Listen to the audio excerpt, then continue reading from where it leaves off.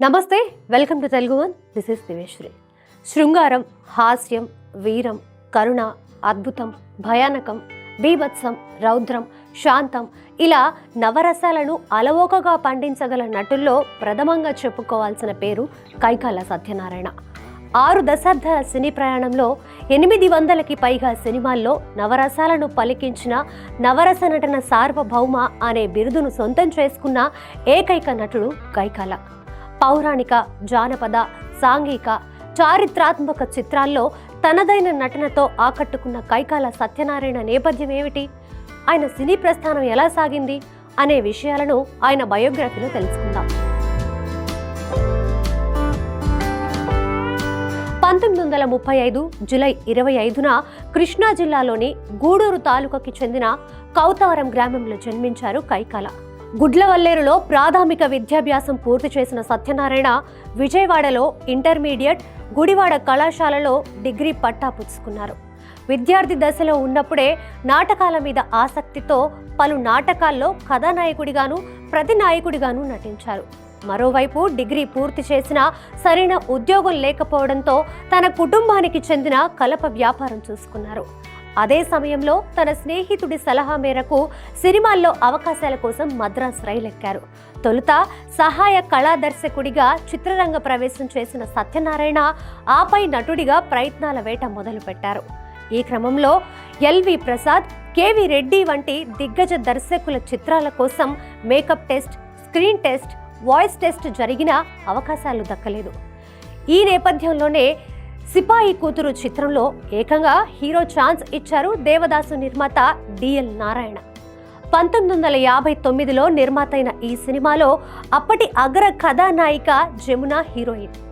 మొదటి చిత్రమే జమున వంటి స్టార్ హీరోయిన్ కి జోడీగా నటించిన సత్యనారాయణ ఆ మూవీ తర్వాత తన దశ దిశ మారుతుందని భావించారు.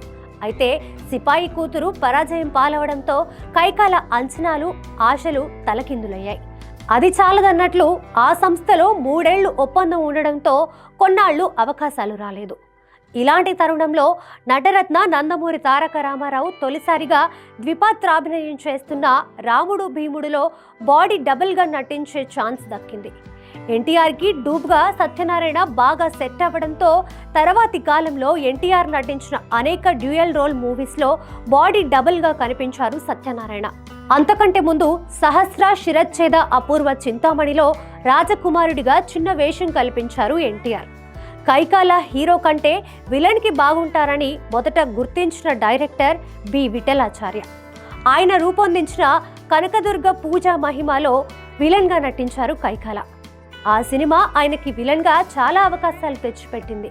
నటుడిగా బిజీ అవుతున్న తరుణంలోనే నాగేశ్వరమ్మను వివాహమాడారు కైకాల. వారికి 4 సంతానం. ఈ దశలోనే ప్రతినాయకుడి పాత్రలో అలరిస్తూనే కరుణరసం, హాస్యరసంతో కూడిన పలు పాత్రలు పోషించారు కైకాల. అలాగే కెరీర్ ఆరంభం నుంచే పరమేశ్వరుడు, దుశ్శాసనుడు, దుర్యోధనుడు, ఘటోద్గచుడు, రావణుడు వంటి పౌరాణిక పాత్రలు పోషిస్తూ వచ్చిన సత్యనారాయణకి ఎన్టీఆర్ యమగోళలో యమధర్మరాజుగా నటించే అవకాశం దక్కింది. ఆ పాత్రలో ఆయన పరకాయ ప్రవేశం చేసిన తీరు ప్రేక్షకుల్ని ఫిదా చేసింది. యముడికి మొగుడు, యమలీల, యమగోళ, మళ్ళీ మొదలైంది సినిమాల్లోనూ యముడిగా ఆకట్టుకున్నారు. అలా వెండితెర యమ పాత్రలకు బ్రాండ్ అంబాసిడర్గా నిలిచారు. యముడి పాత్రలో కైకాల నటిస్తే సినిమా పక్కా హిట్ అనే ఇమేజ్ వచ్చింది. కెరీర్ తుది దశలో సీనియర్ యమగా దరువు చిత్రంలో కనిపించారు కైకాల. కేవలం నటనకే పరిమితం కాకుండా సినిమాల నిర్మాణంలోనూ తనదైన ముద్ర వేశారు కైకాల సత్యనారాయణ. తన సోదరుడు కె నాగేశ్వరరావు పేరిట రమా ఫిలిమ్స్ బ్యానర్లో ఆయన సినిమాలు ప్రొడ్యూస్ చేశారు. నందమూరి తారక రామారావు హీరోగా గజదొంగ చిత్రాన్ని చలసాని గోపితో పాటు నిర్మించి శుభారంభాన్ని చూసిన సత్యనారాయణ ఆపై 2 దొంగలు, కొదమసింహం, బంగారు కుటుంబం వంటి విజయవంతమైన సినిమాలు నిర్మించారు. సత్యనారాయణ కెరీర్ని పరిశీలిస్తే పలు సందర్భాల్లో ఆయనకి నందమూరి తారక రామారావు ప్రోత్సాహం మెండుగా ఉందని చెప్పకనే చెప్పొచ్చు. అందుకనేనేమో ఎన్టీఆర్తో ఏకంగా 101 సినిమాల్లో కలిసి నటించే అరుదైన అవకాశం దక్కింది కైకాలకి. అంతేకాదు నందమూరి ఫ్యామిలీలో ఎన్టీఆర్, బాలకృష్ణ, జూనియర్ ఎన్టీఆర్ ఇలా 3 తరాల అగ్ర కథానాయకులతోనూ స్క్రీన్ షేర్ చేసుకొని రంజింపచేశారు కైకాల. అలాగే ఏఎన్ఆర్, కృష్ణ, శోభన్ బాబు, కృష్ణంరాజు, చిరంజీవి, నాగార్జున, వెంకటేష్, మహేష్ బాబు, రవితేజ వంటి టాప్ స్టార్స్ కాంబినేషన్లోనూ ఎంటర్టైన్ చేశారు. కైకాల సత్యనారాయణ కళారంగానికి చేసిన సేవలకు గాను 2011లో రాష్ట్ర ప్రభుత్వం తరపున రఘుపతి వెంకయ్య పురస్కారం అందుకున్నారు. 2017లో ఫిలింఫేర్ లైఫ్ టైమ్ అచీవ్మెంట్ అవార్డుకు ఎంపికయ్యారు. ఇవి కాక నవరస నటన సార్వభౌమ నటశేఖర, కళాప్రపూర్ణ వంటి బిరుదులతో పలు సాంస్కృతిక సంస్థలు కైకాలను సత్కరించాయి. ఇక సినిమాల్లోనే కాదు, రాజకీయాల్లోనూ రాణించారు కైకాల. 1996లో తెలుగుదేశం తరఫున మచిలీపట్నం నియోజకవర్గం నుంచి లోక్సభ ఎన్నికల్లో పోటీ చేసి గెలిచారాయన. ఇలా సినీ, రాజకీయ రంగాల్లో తనదైన ముద్ర వేశారు సత్యనారాయణ.